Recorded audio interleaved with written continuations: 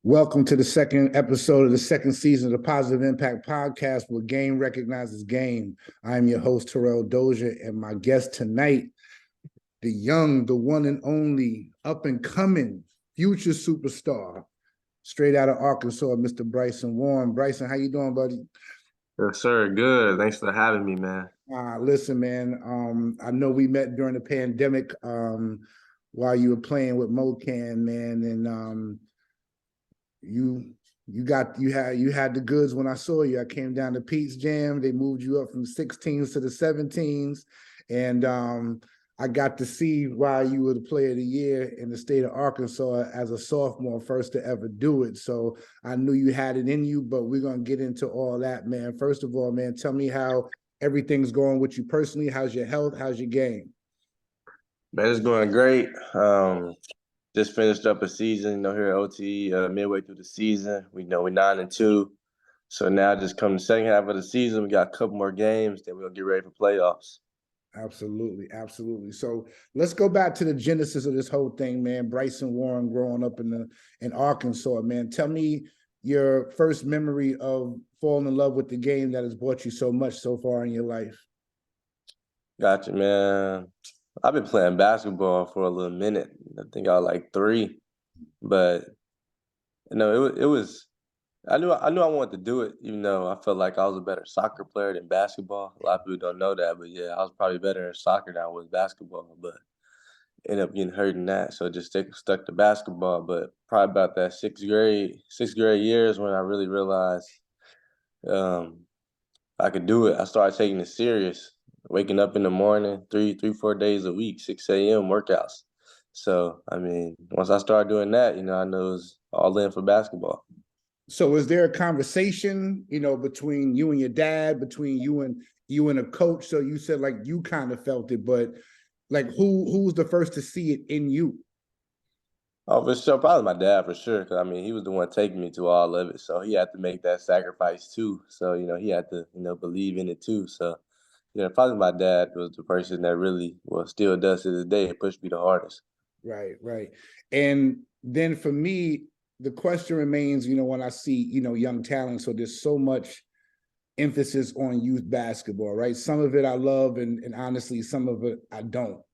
Some of it is sometimes it's a pro or bust type of situation. And I feel like, every kid can't make it to the league, you know what I mean? But like they rank kids so young now, like, that they didn't used to do when I was coming up. I'm 50 years old. Like we didn't know who the top fourth grader was or the top fifth grader was, but you kind of grew up in that time. And, I'm interested in trying to bridge this gap in the game of basketball. So like, when it came to like, who are you going to play AAU with to say, okay, I want to take my game to the next level because me and my dad see something in me. How did you guys go about like choosing those programs that felt like were going to be best for you to get exposure?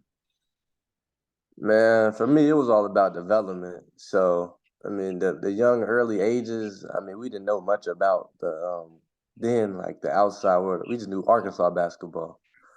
So we went through that all the way up to 5th grade, I think. Then I went to camp, and then NYBA Elite out of Nashville.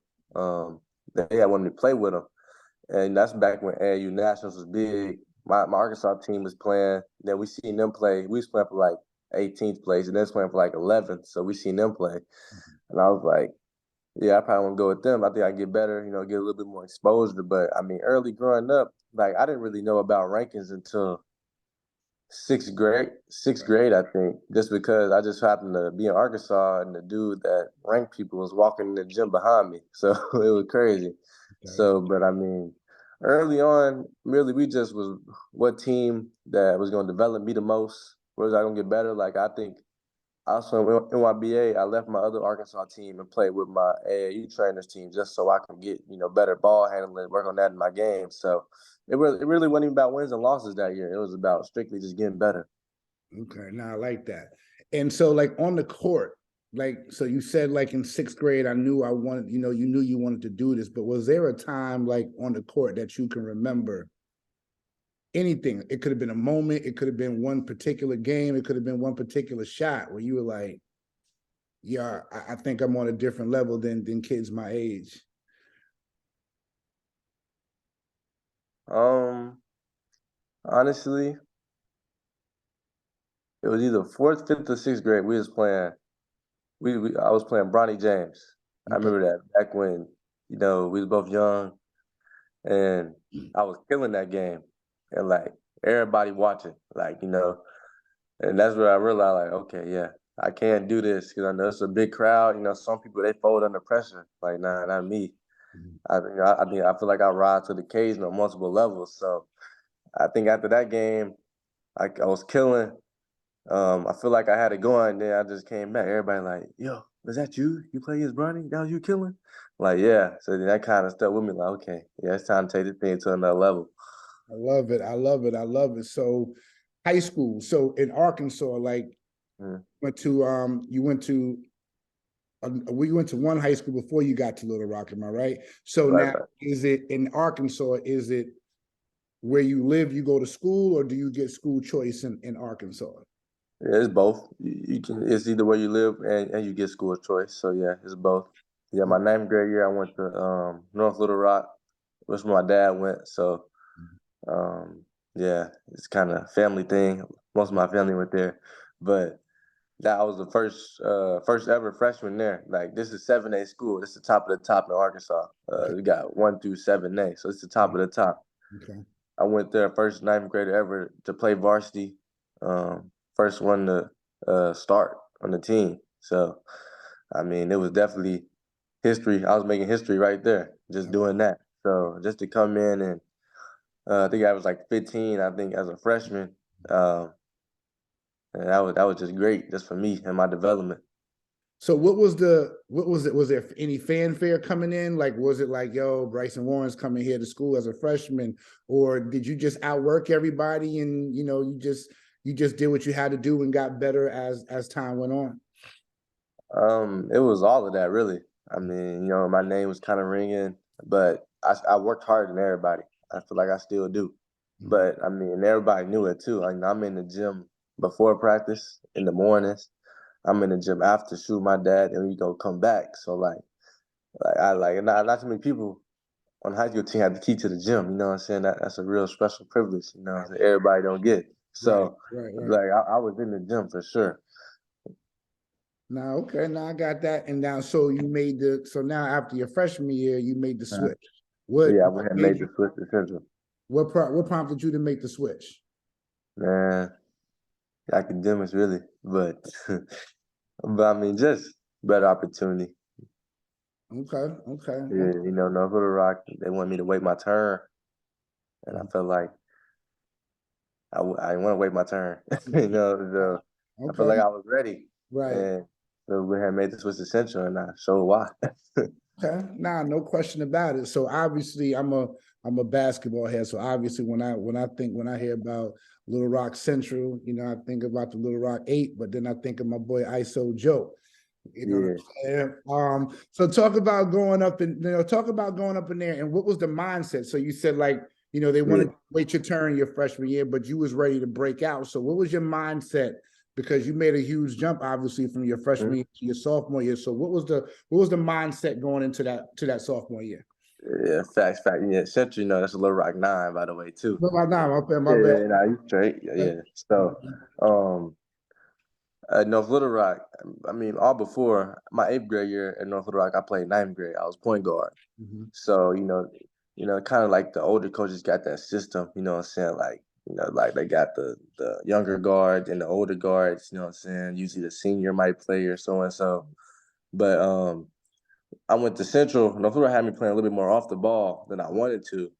And Central, I knew most of their players. They point guard had left, so I knew that would be a great fit for me. Go in there and just go in there and run the show.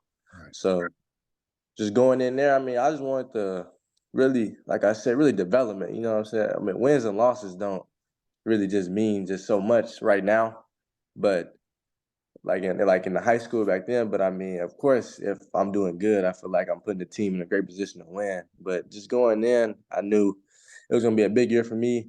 I wasn't on any like ESPN rankings or anything like that, so I definitely knew I had to, show up and show out. But I'm even there. I feel like that was probably like I was grinding for real there, cause you know my trainer, he lived closer over there, so we in the gym like every day, like we getting up 500 the day before the game, night Mhm. before the game. So I was really in there grinding. So I feel like there's just the amount of work I was putting in was really just getting put to show. Right. Now, I love it. I love it. And then obviously the hard work paid off sophomore year. Yeah, I mean, First ever player of the year in the state of Arkansas as a sophomore. You know what I mean? So no yeah. matter what happens 15, 30 years from now, like you was the first to do it as a sophomore. Talk about it, because I remember, that's when we first met playing with Yeah. Mo and sitting, and I remember your dad texting me and saying, look, man, he just got this player of the year award. I'm like, okay, because I'm hearing this boy is nice and he got player of the year as a sophomore. So talk about how that hard work paid off and how you felt when you got that honor.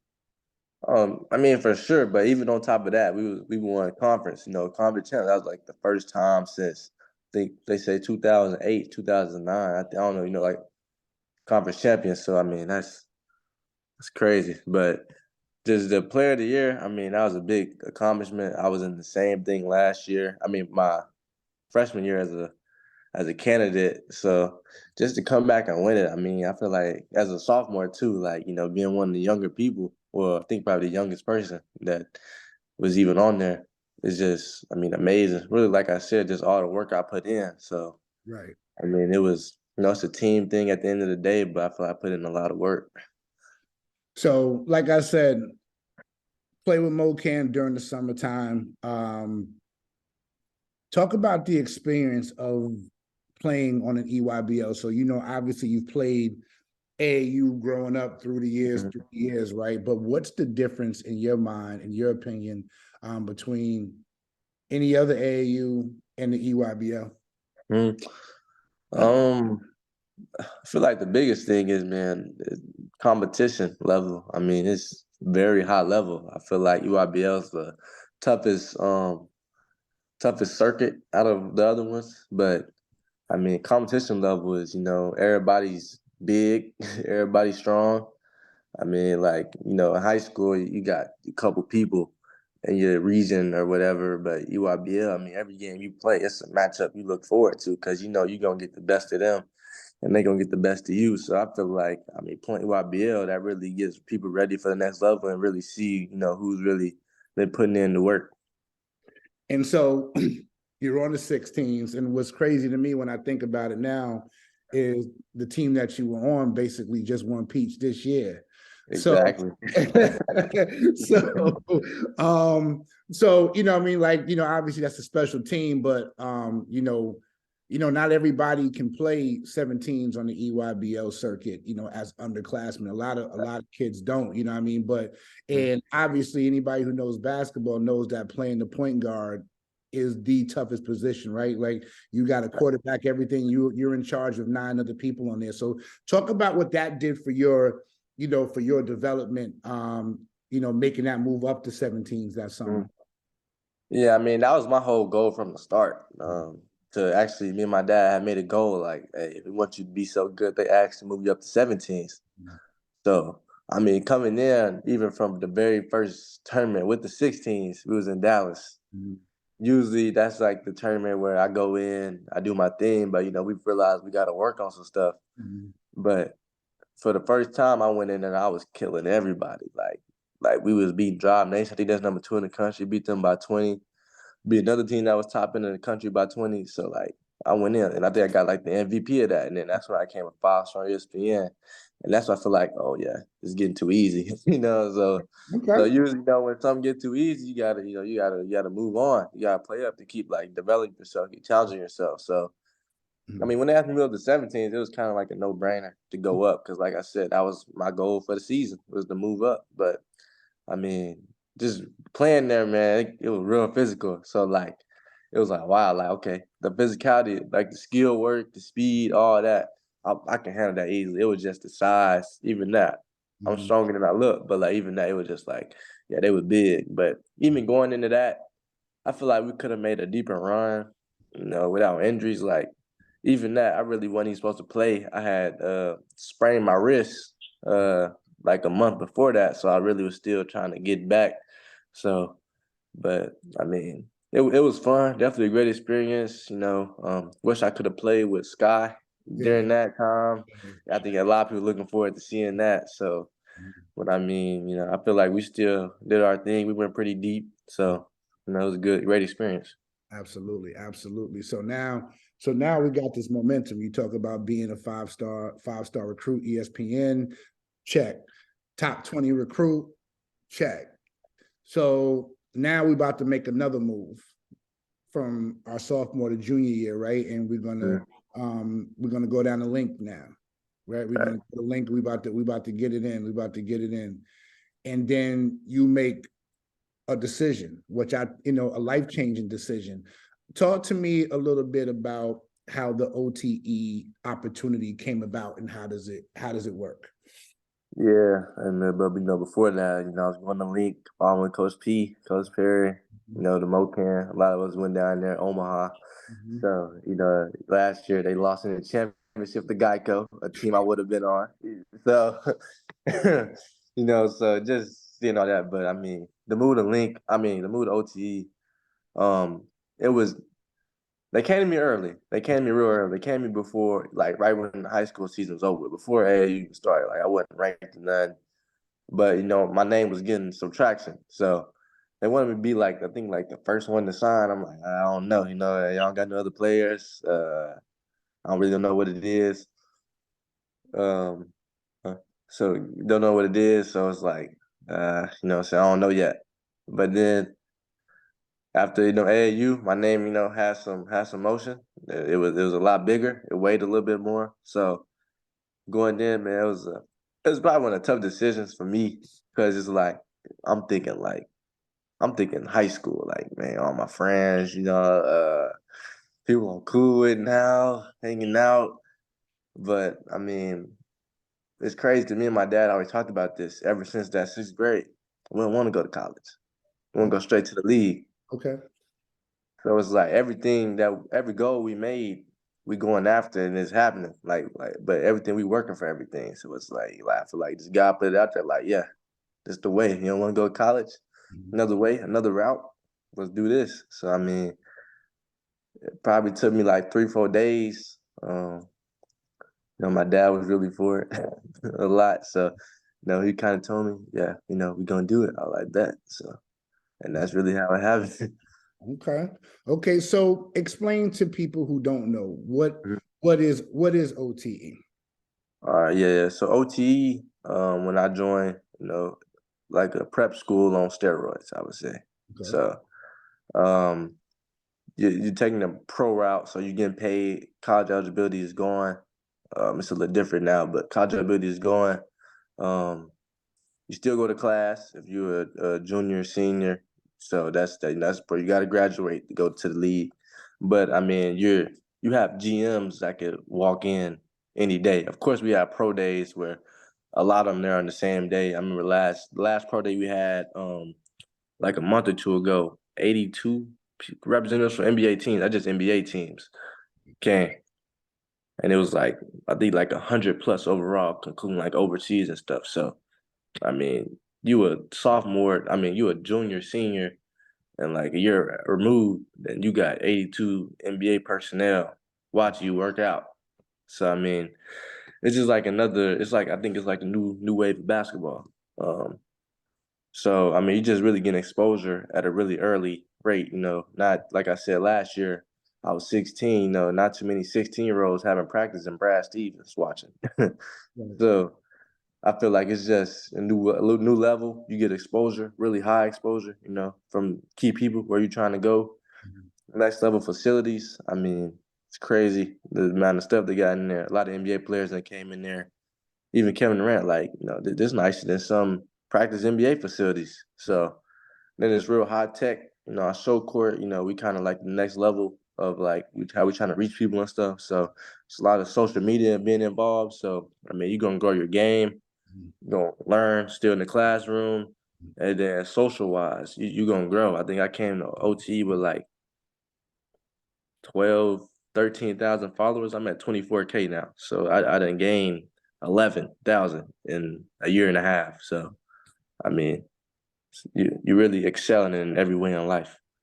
So to the older generation, I mean, Mm-hmm. who might not understand, how much social media has taken over so much, not just the game of basketball, but everything. Social Yeah. media is pretty much everything. Um, like, what do you say to like the old heads, right? Who like, listen, man, when we was coming up, man, we just hoop, right? Like, it seems like a lot of commercial, around the game, right? And it's like Right. you're too young to be celebrity. You haven't Yeah. accomplished anything yet. So what do you say to that? And because of what you're getting out of the experience. I mean, for one thing I'm gonna say, look, we still hoop, man, just like the older people. Like we still do that. It's just way more exposure. I feel like we got so much information in the palm of our hand. Like you want to know something about a player, all you gotta do is type his name in, and it's gonna be 100 things that come up. So, I mean, a lot of people sometimes people that's like real nice, like you gotta think about like LeBron. He probably got the most fouls in the league. You know why? He the best player. But even that, sometimes people can use the social media in a good way. You might not be as known, but you got 100K followers. So now more people know you, you got more eyes on you. Rather than, you can be super nice, but nobody know about you. So it's like, what's that gonna do for you?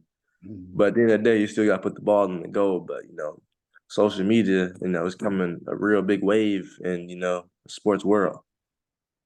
Talk to me about the training and the coaching you get. I know one of the coaches is Kevin Ollie, who's one of my personal favorites. So talk Mm-hmm. about the next level coaching, that you're getting. Obviously he played in the league. I know Dave Lieto is out there. Like, these are experienced guys, and I'm sure there's more than I know. I just know those two. Talk about like the coaching that you're getting, and what are those conversations, being able to talk to a former NBA point guard. Mm-hmm. I mean, for sure, we got Coach Kevin Ollie, Coach KO, Coach Dave Lato, Ryan Gomes, that's Coach RG, and then Tim Fanning, that's my coach right now. I had Coach Lato last year, Okay. and then Coach Ollie kind of over it all. But, me and Coach Ollie, we real close. He be texting me because we be talking about different players and stuff. But, I mean, right when I came in, I mean, man, I'm learning so many NBA coverages and stuff, like the different names and stuff of what they call it. So coming in, I learned a lot just in my first couple months defensively, like a lot.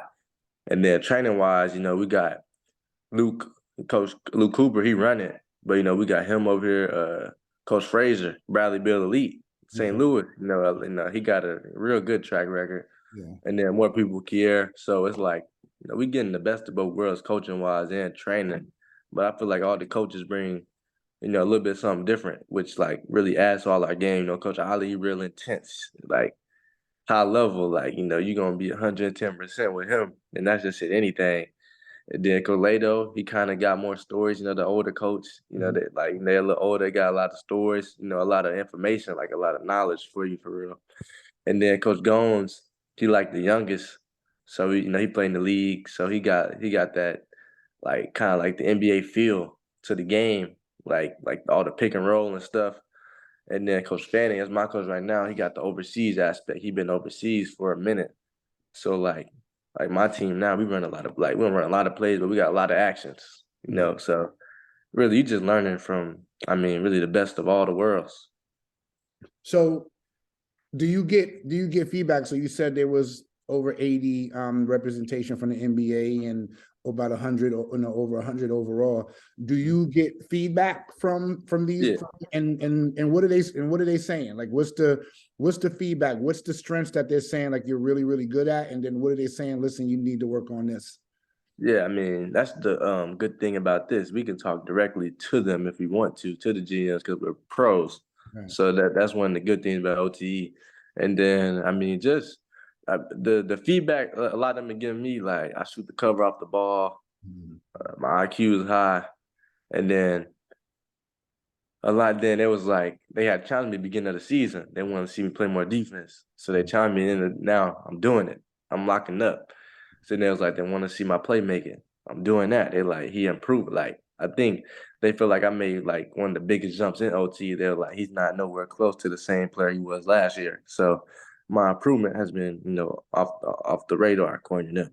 Right. I mean, I mean, so yeah, when you talk about shooting the cover off the ball, that's always been the superlative for Bryson Warren in any recruiting thing, right? High IQ, knows how to run a team, right? But obviously, like there's a difference of running an AAU team and running a pro level team, and like you said, all the action, right? All the sets that there are, man. So if you already have a good IQ, right? That IQ is going up and up and up, and I'm sure you guys are watching. I'm sure you watch a ton of film and everything like that. So like not only is your game development, but your mind is also developing too. And so, obviously when you make a decision like this to say, okay, I'm going to give up traditional high school and do this OTE thing, right? You're taking a risk, or like you're taking advantage of an opportunity, right? Yeah. Why did you guys look at it as a opportunity as opposed to a risk? Or do you look at it as both? Or did you look at it as both? I mean, it's for sure both, but at the end of the day, it's believing in yourself. Mm-hmm. I mean, ain't nothing just gonna be given to you. You gotta work for everything you want. So, Mm-hmm. I mean, as long as you know what you're doing, what you get yourself into, you're gonna work for everything. I mean, it's gonna take care of itself. Nah, no question. So, and we talked about basketball, but I want to talk about some off the court things. So, like number one, right? OTE. Kids are getting paid, right? It might be the most money that you've ever had in your life. So what's that like, and what was that like, and how did your parents play a role in, okay, listen, man, we're not gonna, because we've heard all the stories, right? Kids get, giving kids money too early or whatever. So how have you and your family handled, like, to make sure that Bryson's future is set up? Yeah, I mean, last year, OT did a good job, man. We had financial literacy classes every Tuesdays and Thursdays, so we learned about how to, keep all the money good. From North Rock, they deal with big clients, like a lot of GMs. I know in Minnesota they deal with Giannis. Mm-hmm. So I mean, I got a real good connection with their guys. PJ, that's my big bro. Mm-hmm. But really, just learned a lot about all that investment, stocks, bonds, all that. So I mean, we really learned a lot, but. I let my parents take care of all that. Like I don't even see how much they know, but I don't. So it's like I just let them take care of that, and I just play basketball. That's what I'm here for, to get better. Get to the league. The money, it's gonna come, but I ain't worried about that. Nah, and we got to shout out, man. You got two good parents who've done an incredible job with you. I talked to your dad today, man, and I love how involved they are and everything, and how y'all keep it close knit. So how hard did you have to work to get that charger though? Like, did you have to beg for that charger, or well, how did it go? How did it go? Did you have to bring home a good report card? How we get the charger?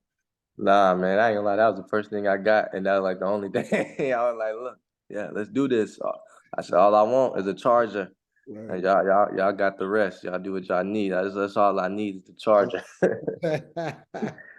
Nah, that's great. So you talked about education, which I love, and financial literacy, right? I think it's important across the board. I mean, when you're coming into that money for the first time and learning how to handle it.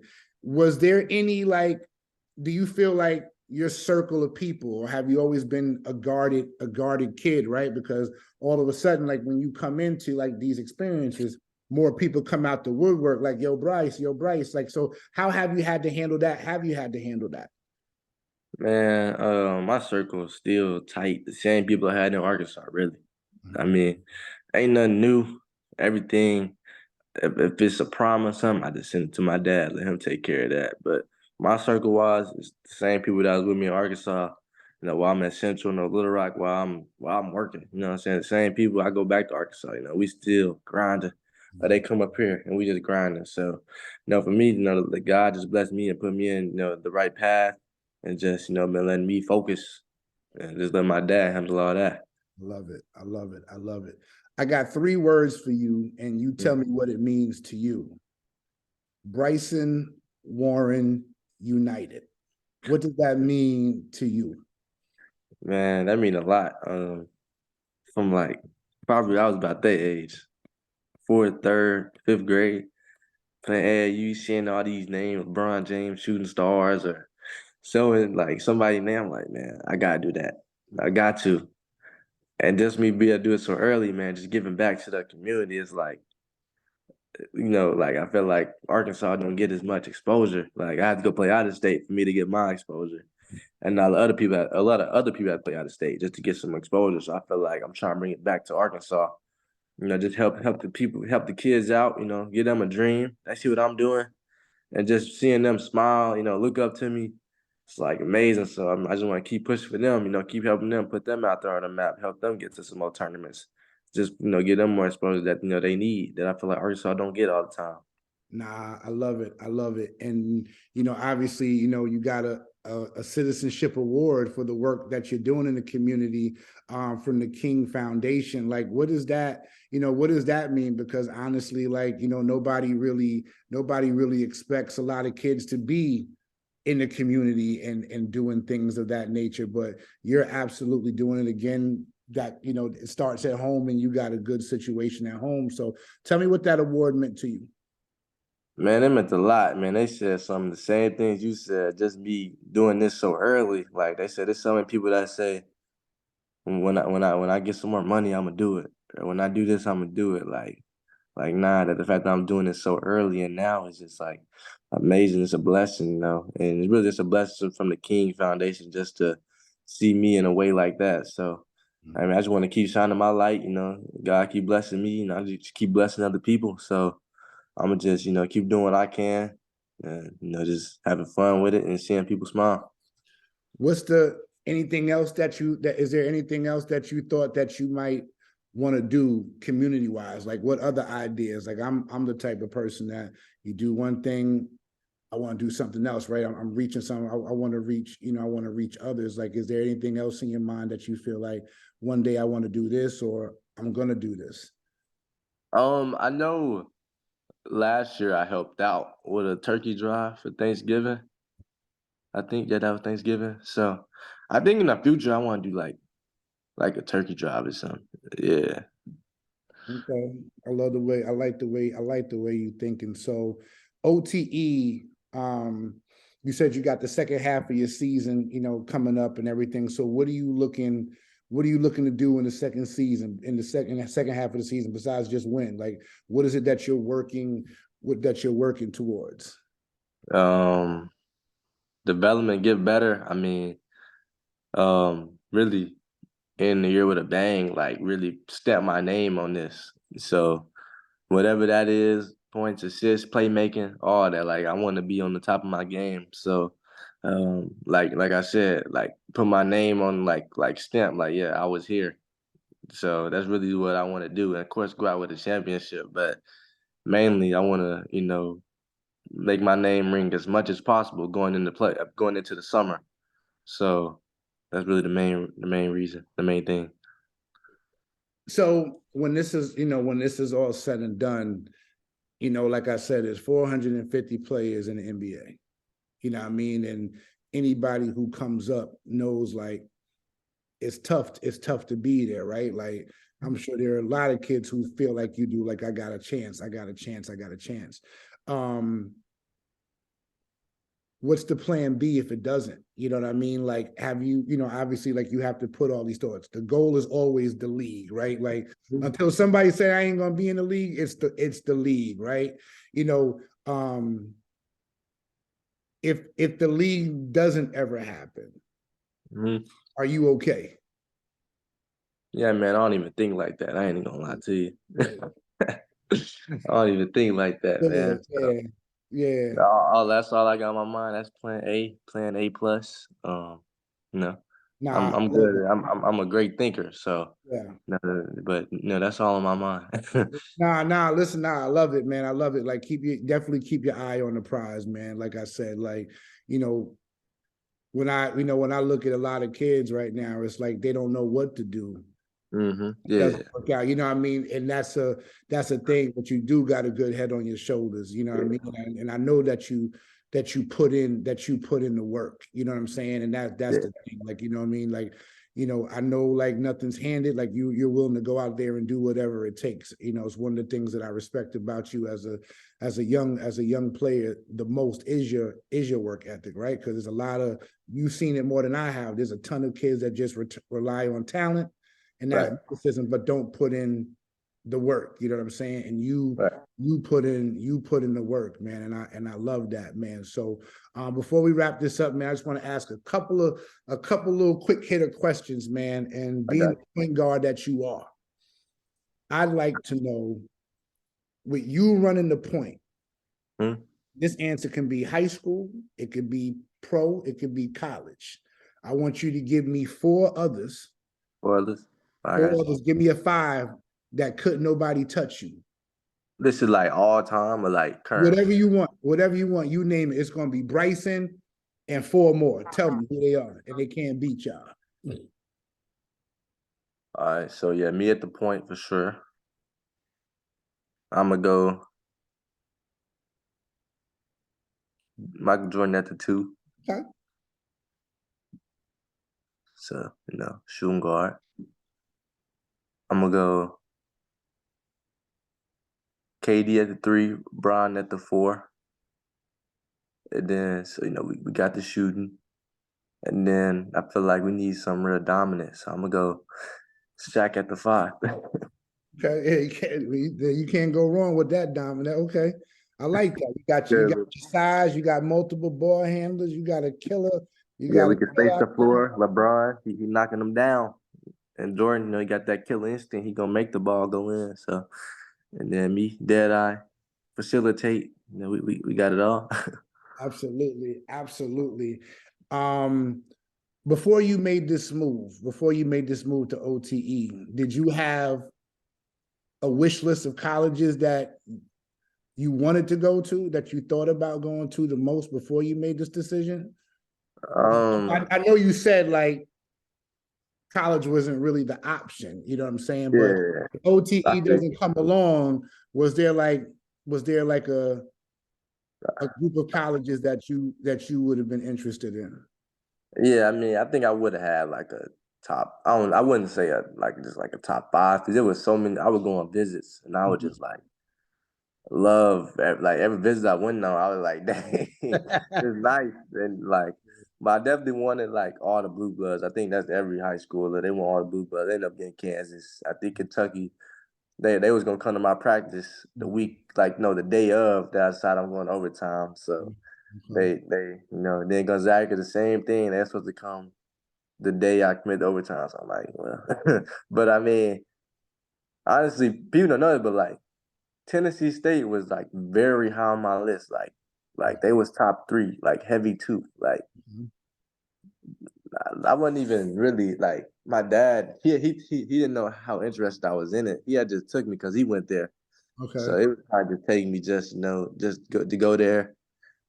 But now, like I was really into it. Like this presentation, all that. Like he was like how I could like change the culture, like change the narrative, like be different. I always felt like my dad, he tend like be the first, because like I was the first person to start varsity as a freshman, first sophomore to win sophomore player of the year. So it's like, oh snap, be the first one to change the narrative for real. But like they were like Tennessee State was very high on my list. But of course, like Arkansas, Kansas, Memphis, but Tennessee State was definitely up there. Nice. Now that's good to hear, and it's probably especially at the time and the climate that was, the things that was going on. Yeah, for sure, exactly. Yeah, that was super huge. Yeah, that would have been super huge for you to, that would have been kind of cool. A lot of kids, Yeah, and of course I was gonna try and get people to come with me for sure. Right. Yeah. Nah, I love that, man. So the last question that I always ask my guests is this: when it's all said and done and the ball stops bouncing, how does Bryson Warren want to be remembered? One of the greatest ever played the game. I feel like if I'm on pace to break, I get to the league, I break a lot of records, especially shooting. So I'm definitely coming for Steph. Like people think that's wild. Like nah, like I'm coming for Steph. But I mean, as a legendary person on and off the court. Somebody that gave back to the community. You know, I feel I'm gonna be heavily involved in the community. That's because I just giving back. You know, kind of like you say, give and shall be given unto you. So I feel like just giving back as much as possible, just doing a lot, especially for Arkansas. You know where I'm from, but I mean on the court, just a killer. You know, somebody that people love to play with. For a general killer, all out. Superstar. So yeah. Nah, I appreciate that. Young fella, proud of you, like I said earlier, man, and please keep doing the work. I know you're going to continue to put in the work, and nothing but great things are going to happen to you. I'm very, very confident in that in you, man, and I appreciate you taking time out to come talk to me and talk to my audience, man. I appreciate you, and good luck for the rest of the season. Yes, sir. Appreciate you. Absolutely, and we'll be in touch, man. Appreciate you. Yes, sir. Have a good one.